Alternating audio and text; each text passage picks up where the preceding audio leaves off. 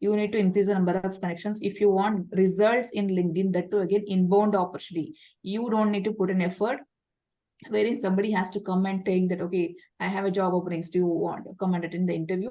If you want somebody to come and message you, or someone call you, or someone schedule an interview, things to happen, means you need to have a minimum 5 to 6. It's my personal experience. At least till that, nobody will know who is Suma, who is she, what is she doing. Okay, once I crossed 5,000 people, I started getting inbound opportunities. They started coming and ask me, Suma, can you come and take a LinkedIn session? Suma, can you come and attend, provide a sessions to our college? Suma, can you help me in a one-to-one mentoring? So all these things started happening once I crossed my 5,000 audience. Till that, again, even I was not getting any inbound opportunities. I put an effort to increase the number of connections.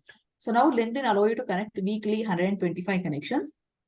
Weekly 125, and again, don't go and hit 125 at one shot. If you hit 125, LinkedIn think, okay, some automation or something is happening.